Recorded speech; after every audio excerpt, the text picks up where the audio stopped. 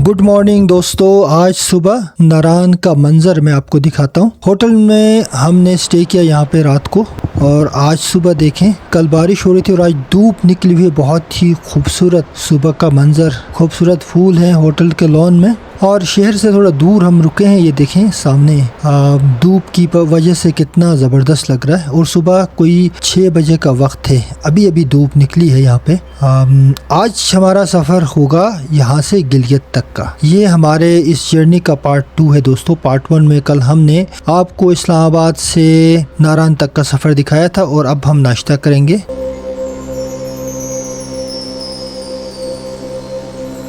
और ये अंडे, बॉइल्ड एग्स और कुछ डबल रोटी टोस्ट के साथ चाय पियेंगे और फिर यहाँ से निकलेंगे। और यूं हम दोस्तों 7 बजे निकल पड़े हैं। नारायण मार्केट से बाकर बाजार से थोड़ा पहले रुके थे, और अब हम आगे सुखी किनारी प्रोजेक्ट के पास आए हैं।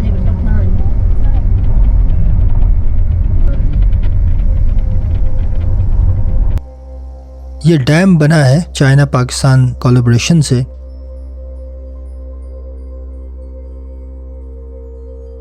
सुखी किनारे टनल इसको कहा जाता है। और टनल के फौरन बाद आप देखें डैम का मंजर।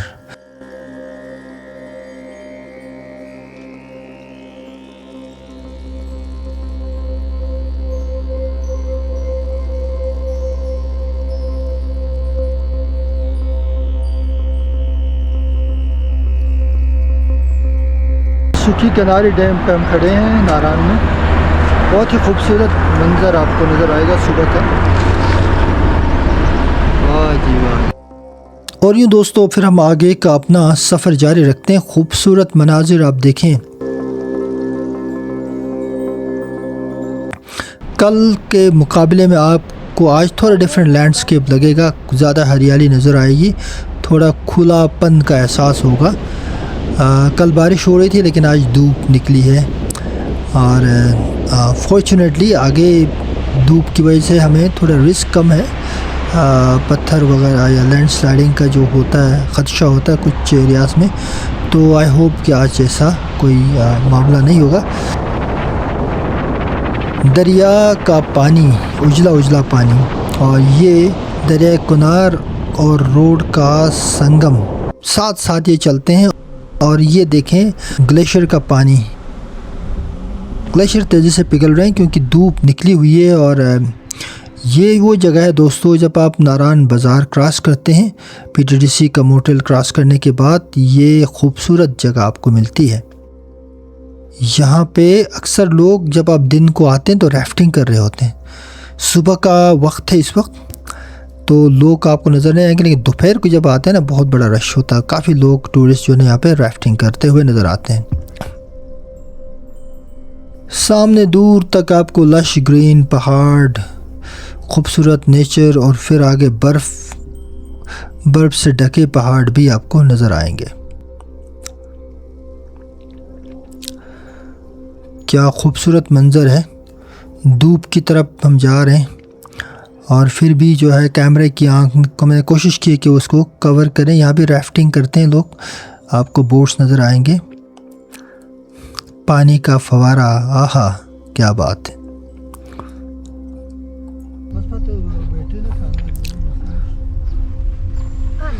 दोस्तों इस साल रोड की कंडीशन कदरे बेहतर है, बल्कि काफ़ी बेहतर है।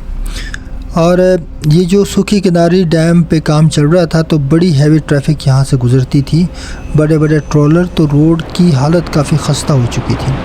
पानी देखें जी, वाह नेचर की क्या बात है। लेकिन इस साल रोड्स की कंडीशन बेहतर बनाई गई है। ट्रैफिक का जो हैवी ट्रैफिक होती थी वो है नहीं इस साल, और काफ़ी उसको पेवमेंट को पेविंग बेहतर की गई है। यहाँ पे तो सर्दियों में ये सारा बंद हो जाता है, तो जाके अप्रैल मई में ये खुल जाता है। गाय कितने बेल है गालिबन ये बेल कितने मस्त तरीके से चल रहा है, देखें आप। अब नारान तक तो मई तक चीज़ें खुल जाती हैं, लेकिन आगे जो बाबूसर टॉप है वो जून के मिड को खुल जाता है। इस दफ़ा भी जून के मिड को खुला है, लेकिन दफ़ा बर्फ़बारी ज़्यादा हुई थी तो बर्फ़ आपको आगे नज़र आएगी। काफ़ी लोग जो है टूरिस्ट यहाँ से गुज़रते हैं। हम सुबह सवेरे निकले तो सुबह सवेरे इतना रश नहीं होता है, लेकिन जैसे जैसे दिन आगे बढ़ता है तो आपको बहुत ज़्यादा गाड़ियाँ यहाँ मिलती हैं।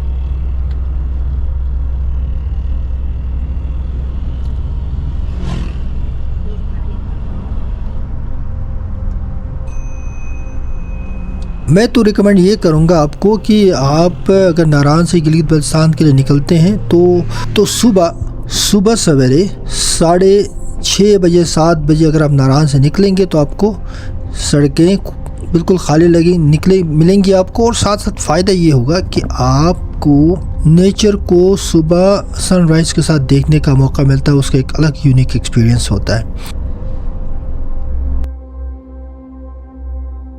लोग गाड़ियाँ धो रहे हैं जी। पानी है यहाँ पे वाफर मकदार में, उजला उजला प्यारा क्लीन ट्रांसपेरेंट वाटर। वाह, दिल खुश हो जाता है दोस्तों जब ये मनाजिर हम देखते हैं। शहरों से निकल के आते हैं क्राउडेड लाइफ से, इस तरह के सेरेनिटी में आने का एक ख़ास एक तजुर्बा भी होता है और बड़ा मज़ा भी आता है। इसको एक्सपीरियंस करना बहुत ज़रूरी है दोस्तों। आगे देखें बर्फ़ आपको नज़र आएगी दूर। और ये सफ़र हम नारान से गिलगित तक का जो सफ़र है ना दोस्तों, ये तकरीबन 7 घंटे 8 घंटे का सफ़र होता है अगर आप बड़े आराम से चलेंगे। देखें ग्लेशियर कितना ज़्यादा है इस साल, इसलिए 1.5 हफ्ते लेट इस दफ़ा बाबूसर खुला है ये रास्ता, क्योंकि बहुत ज़्यादा बर्फ़ पड़ी थी इस साल। और आपको अभी भी नज़र आता है कि देखिए बर्फ़ कितनी ज़्यादा है।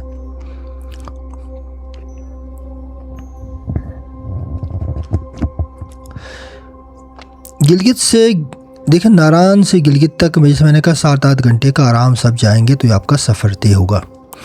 लेकिन जब आप इस्लामाबाद से गिलगित के लिए सीधा निकलने का सोचते हैं या प्लान करते हैं तो तकरीबन 12 से 14 घंटे का सफ़र है। नारान तक आपका सफ़र आधा हो जाता है। नारान यानी इस्लामाबाद से नारान और फिर नारान से गिलगित तक का सफ़र। नारान तक आधा सफ़र आप तय हो जाता है। अगर आप चाहें तो रुक जाए। क्या बात है, देखें जी पानी की आबशार। और अगर आप चाहें तो अपना सफ़र जारी रख सकते हैं। वक्त है तो रुका करें। नारान में रुकने का फ़ायदा ये होगा कि अगले दिन अर्ली इन द मॉर्निंग आपको ये सारे नज़ारे बग़ैर किसी कंजस्शन के, बग़ैर किसी ट्रैफिक के हैसल फ्री आपको देखने को मिलेंगे।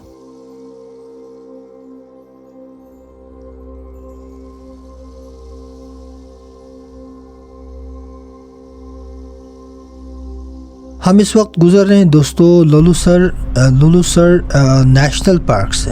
ये लुलुसर नेशनल पार्क के बाद फिर हमें आहिस्ता आहिस्ता बाबूसर टॉप की तरफ चढ़ेंगे।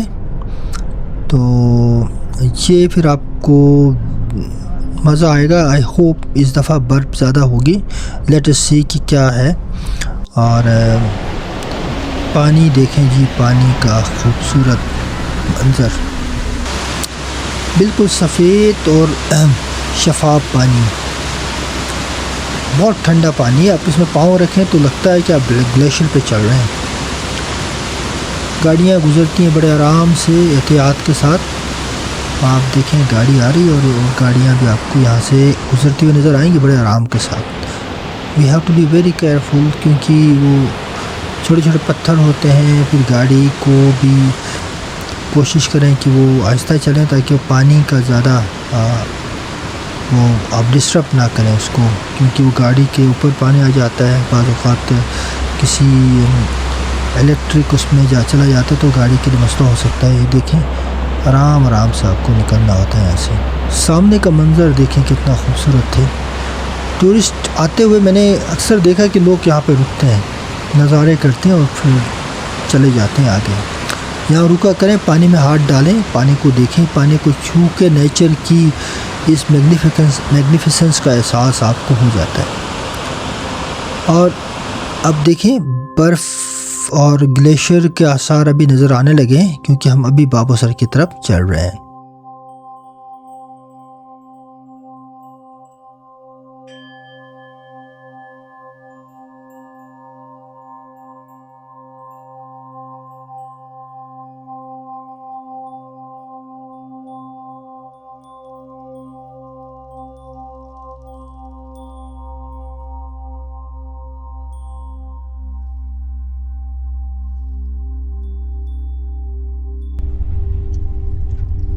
ये देखें दोस्तों, अच्छी खासी बर्फ़ यहाँ पे ग्लेशियर का पूरा पहाड़ नज़र आएगा आपको। ये 3 दिन हुए आज ये रास्ता खुला है, पूरी तरह से बंद था ये, और जैसे ही खुला है अभी आप देखेंगे कुछ दिनों में यहाँ टूरिज़्म का बड़ा फ्लो आपको नज़र आएगा। और ये अच्छी खासी बर्फ़ पड़ी है। ये बाबूसर टॉप का मंजर है दोस्तों।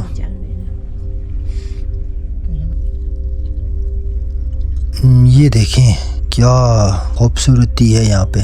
टेम्परेचर इस वक्त गाड़ी दिखा रही 2 degree Celsius.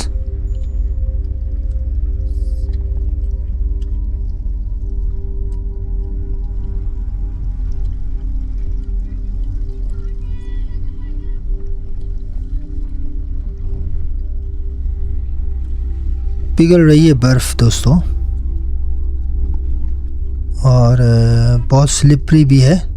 We have to be very careful here.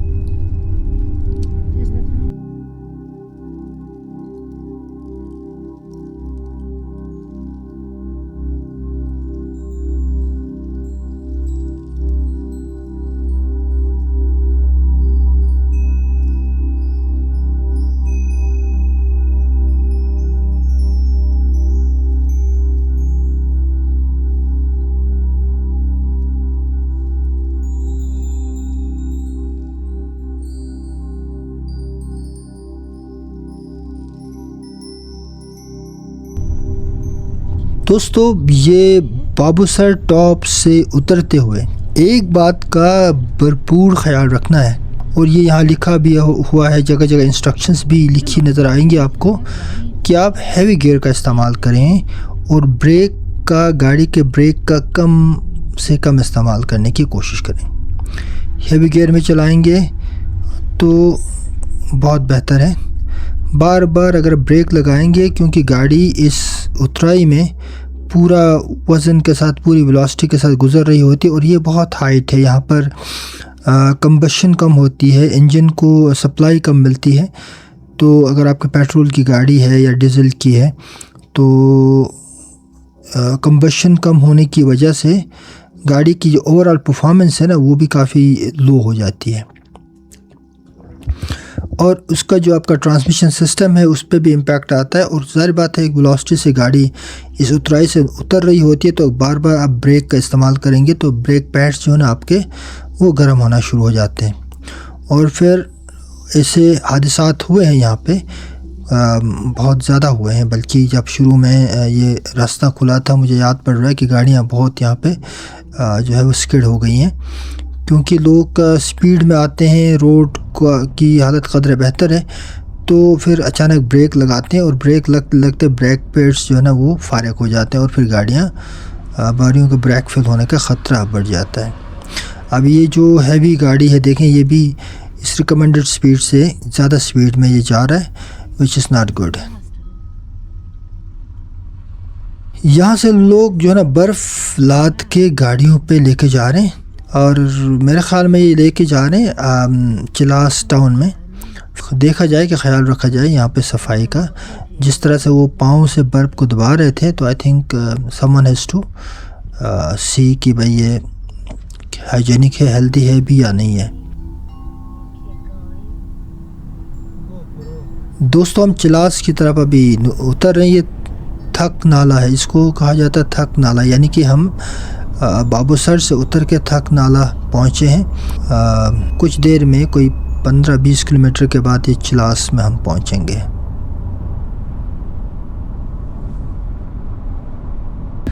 Narayan का जो लैंडस्केप आपने देखा दोस्तों आज, और कल आपने कागान का और बालाकोट वगैरह का देखा, और फिर आप ये लैंडस्केप देखें कितना फ़र्क है। एक ही सफ़र में, एक ही जर्नी में आपको मल्टीपल लैंडस्केप से गुजरना पड़ता है, और हर एक की अपनी एक ख़ास यूनिक एक ब्यूटी है।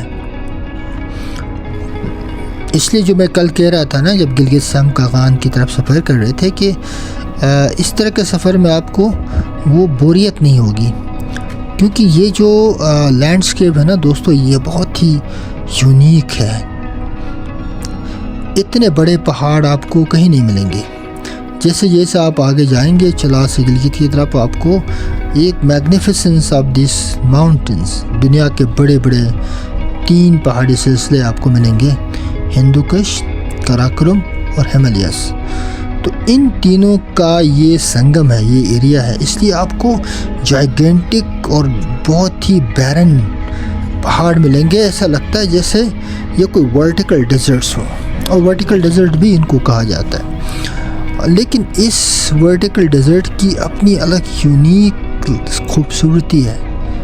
If you can appreciate the nature, तो आपको लगेगा कि हम एक ही सफ़र में कितने वैरायटी ऑफ लैंडस्केप को देखते हुए आगे बढ़ते हैं। इसलिए इस्लामाबाद से गिलगित का सफ़र वाया नारायण बहुत ही खूबसूरत और यूनिक होता है।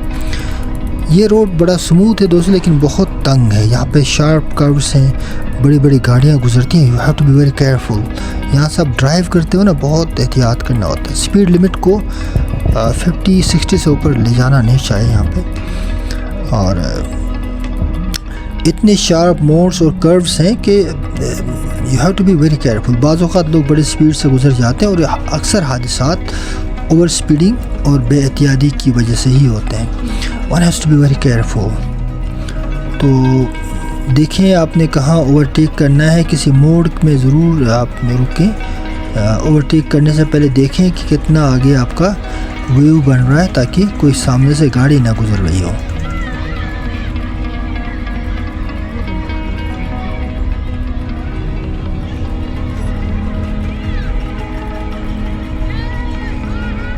ये सर चिलास क्रॉस करेंगे तो आपको ये आर्मी पब्लिक स्कूल का ये अंडर कंस्ट्रक्शन कैंपस नज़र आएगा आपको। ये अभी काम चल रहा है, इस पे बन रहा है। और आगे देखें जी, कितना एहसास होता है खुलेपन का। और ये हम अब काराकोरम हाईवे, आपका जो रायकोट ब्रिज है उसको क्रॉस करते हैं। ये काराकोरम हाईवे का अपग्रेडेड पोर्शन आपके पास आता है। पहले वाला थोड़ा सा तंग था रास्ता, ये उससे बेहतर है, खुला हुआ। लेकिन अब यहाँ भी काफ़ी शार्प आपको कर्व्स मिलेंगे।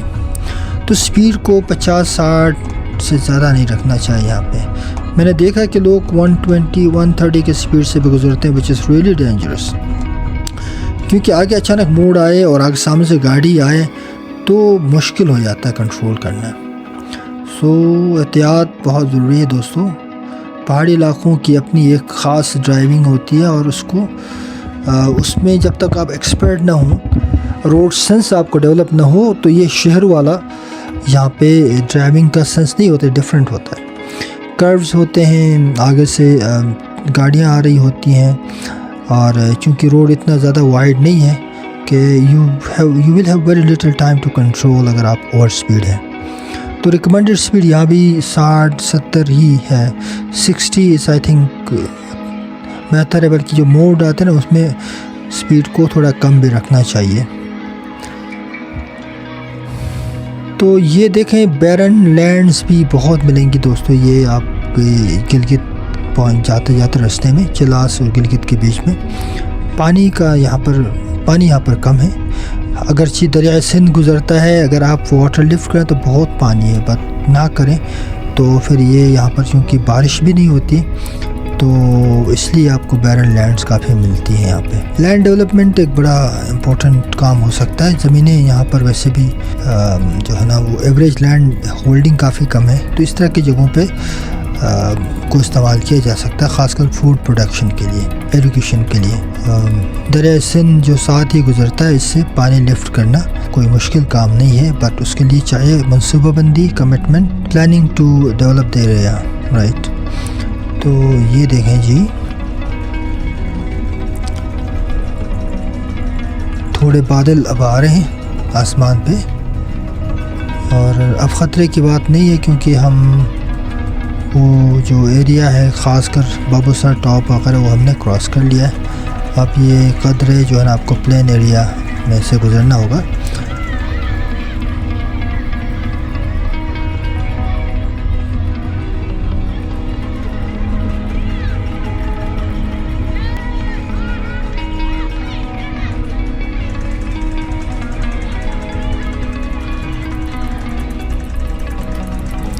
यहाँ पे आपको मुख्तलिफ जगहों पे ये चेक पोस्ट मिलेंगे, कुछ फॉरेस्ट डिपार्टमेंट के भी हैं और कुछ वैसे भी हैं। यहाँ पे चिलास में दियामर में बहुत बड़ा फॉरेस्ट है दोस्तों, और फॉरेस्ट की कटिंग भी लोग करते हैं, उसके लिए फिर मुख्तलिफ रेगुलेशंस भी हैं, लेकिन अगर इस पर अमल हो तो बहुत ज़रूरी है क्योंकि बड़ी तेज़ी से जंगलात जो है ना वो कम हो रहे हैं इस एरिया में।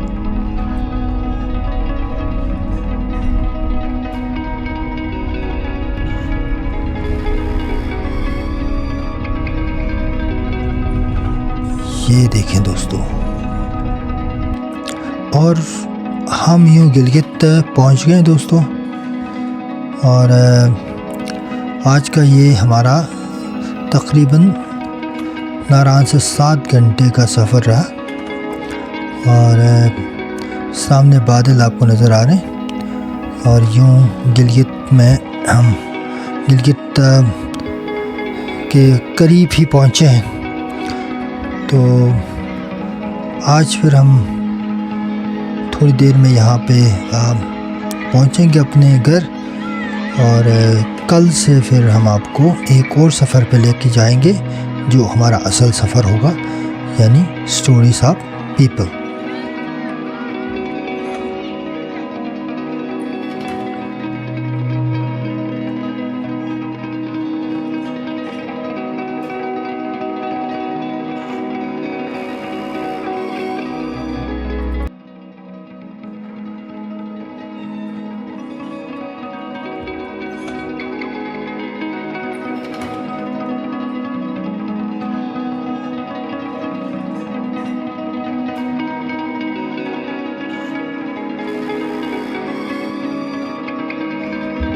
कराक्रम हाईवे काफ़ी स्मूथ है दोस्तों, लेकिन इस पे मज़ीद अपग्रेडेशन हो और इसको मज़ीद वाइडन किया जाए तो बेहतर होगा, क्योंकि अभी पाक चाइना जो ट्रेड है, अगर ये इस रास्ते से गुज़रना है तो ये इसके लिए नाकाफ़ी है।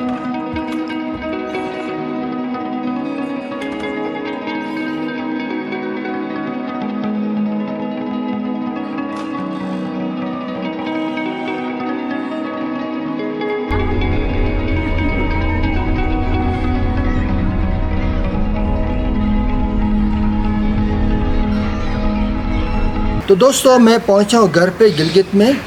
तो कल से जो हमने सफ़र का आगाज़ किया था, कल आपने देखा जब इस्लामाबाद से हम नारान की तरफ जा रहे थे तो रास्ते में बहुत तेज़ बारिश हुई, रिस्क भी था, पहाड़ी इलाकों में लैंडस्लाइडिंग हो सकती है, रास्ते ब्लॉक हो सकते हैं, पानी काफ़ी था आपने देखा, लेकिन रास्ते फॉर्चुनेटली ब्लॉक नहीं हुए और हम बड़े मज़े से नारान पहुंचा। हमने स्टे किया और जितना भी मंज़र था बारिश के दौरान, जो समा था ख़ास किस्म का, वो हमने आपको दिखाने की कोशिश की।